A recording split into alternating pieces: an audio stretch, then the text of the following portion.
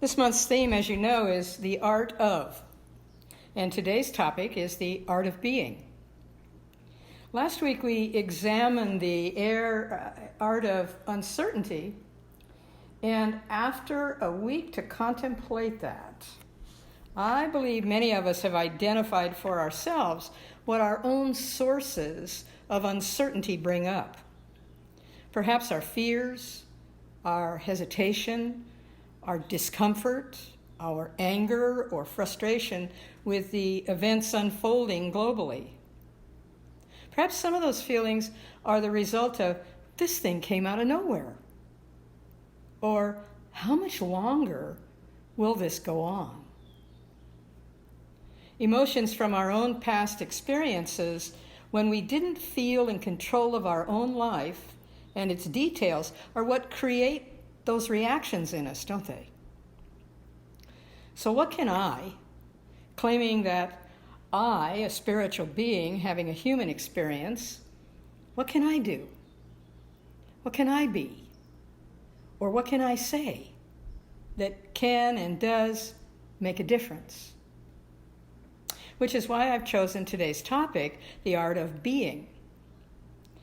Every art requires a great deal of practice to develop, says Gary Zukov in his book, The Seat of the Soul.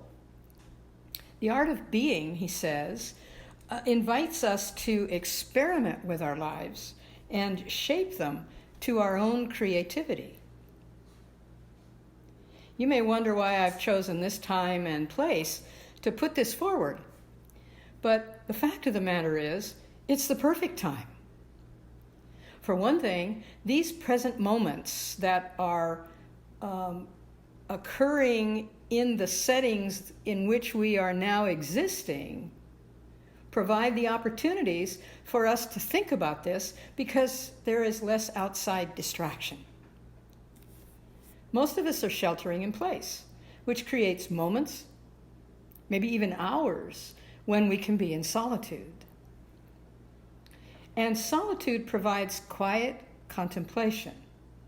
Why not fill it with positive, life-affirming ideas about who we are individually and how we can contribute to making our earthly home better, healthier, safer, more comfortable, and happier?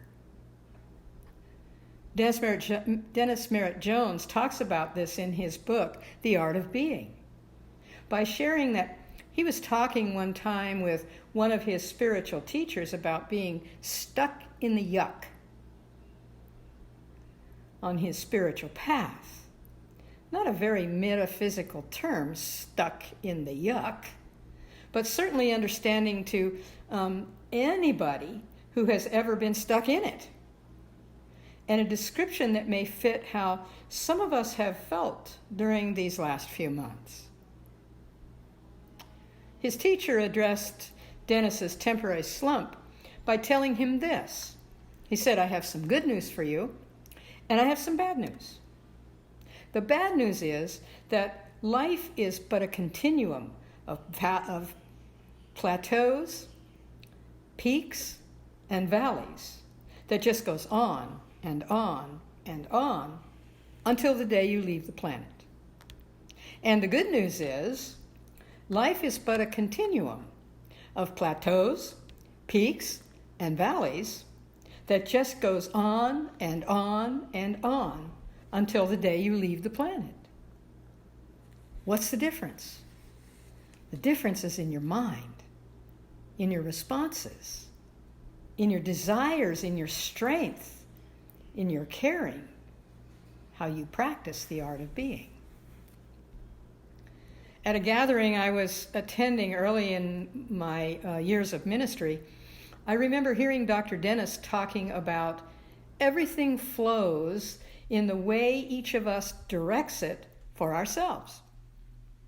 He posed this question to the audience. He said, what do you do when your lemon grove produces a magnificent crop? Well, heck yes. First you make magnificent lemonade. Then you franchise it. So here's a question for you. How can you recognize a peak in the continuum of your life without a valley to offset it? It's like the realization that you must have an outside in order to have an inside. Here's another question. How do you move between the peaks and the valleys? And the answer is through the plateaus.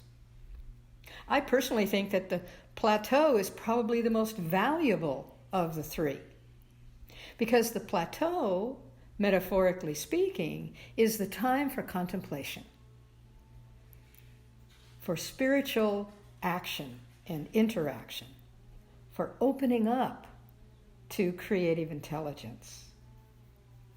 In one of our Zoom prayer meetings last week with Centers for Spiritual Living's new spiritual leader, Reverend Dr. Edward Villion, he shared with us that in Dr. Ernest Holmes' later years, he found it very important that he make time each day to sit in his garden and to contemplate. And this was separate from his spiritual practice of meditation and spiritual mind treatments. I was reminded of that process Dr. Holmes used when I thought of the bridge the plateau is between the peaks and the valleys.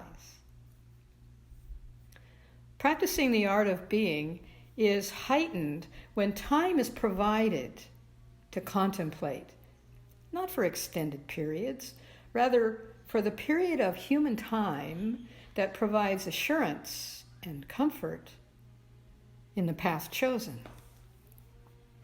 And the reality is that all of the peaks and valleys we experience happen in our mind. It has little to do with conditions.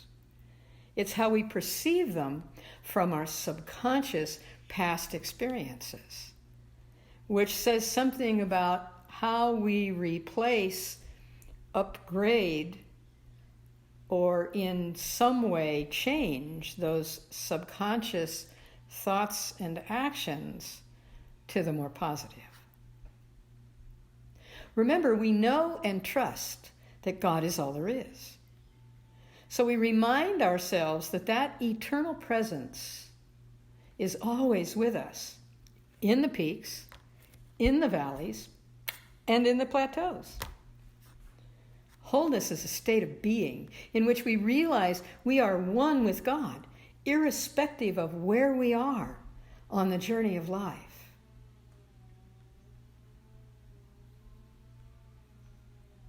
And an increasing number of those studying and expressing new thought, metaphysical ideas, are reminding us that we are sacred selves, that there is a higher self within each one of us.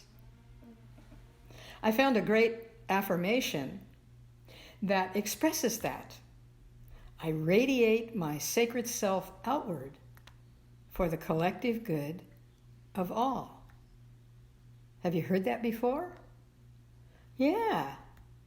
That was our affirmation for the day at the beginning of the service. Of course. My sacred self. How often do you think about yourself as sacred? And when you do, or if you do, what does that mean to you? Well, let me give you some hints. First of all, there dwells within all human beings a divine energy. The power of this energy permeates our entire being and permits us to perform every function in the vast repertoire of human thoughts and behaviors.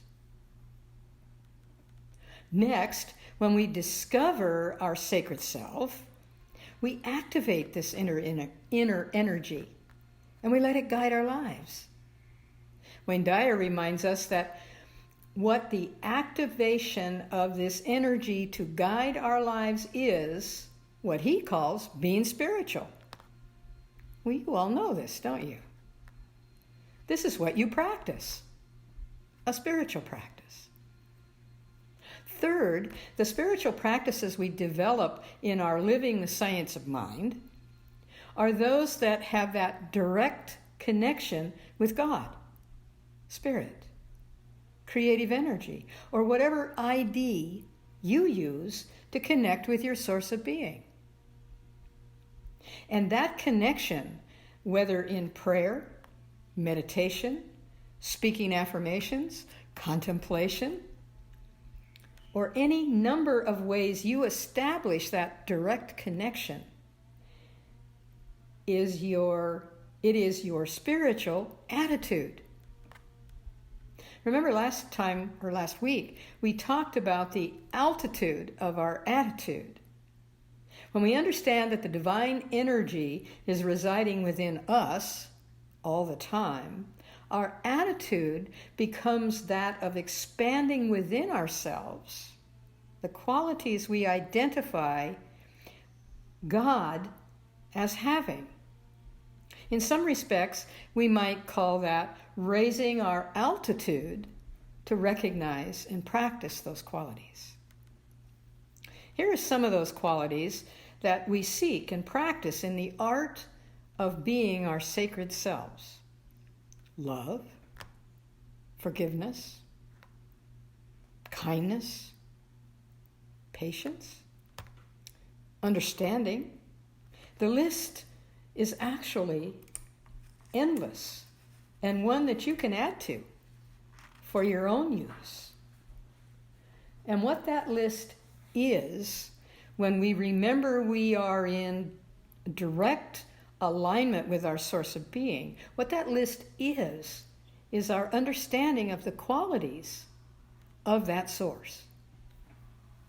So when I say, I radiate my sacred self outward for the collective good of all, I am sharing with whoever that is, wherever they are, and however they are, I am sharing the sacred qualities of God by means of me. The definition of art, in its broadest sense, is a form of communication. Art is the act of expressing feelings, thoughts, and observations. It makes use of the ideas and the feelings that it creates. In this instance, I'm demonstrating my art of being through expressing my sacred self in sync with Divine Spirit, with feelings and thoughts that others may embrace if they choose to. I must say that a second time.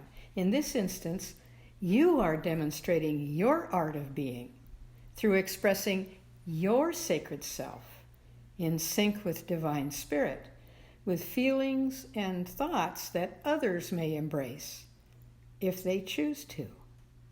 Here it is one more time. In this instant, we are demonstrating our art of being through expressing our sacred selves in sync with Divine Spirit, with feelings and thoughts that others may embrace if they choose to. So you see, it's personal, it's ingathering, and it's universal. The truth is, life is a sacred experience for all of us. Sometimes we are more cognizant of that than at other times. Sometimes, Dennis Merritt Jones says, it's about awakening to this truth. That's what the practice of spirituality does. It awakens us to who we have always been.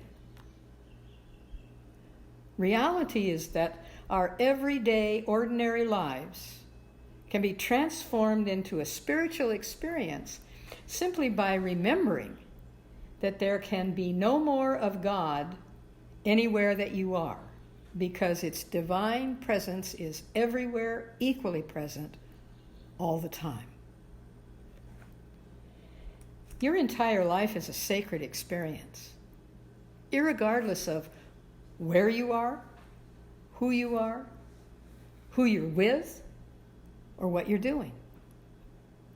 Be that artful messenger who demonstrates to the world, no waiting in this line, Divine Spirit is here, alive and well, and awaiting your attention.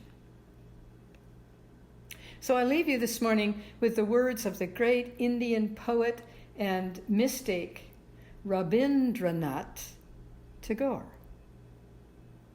I have spent my days stringing and unstringing my instrument, while the song I came to sing remains unsung.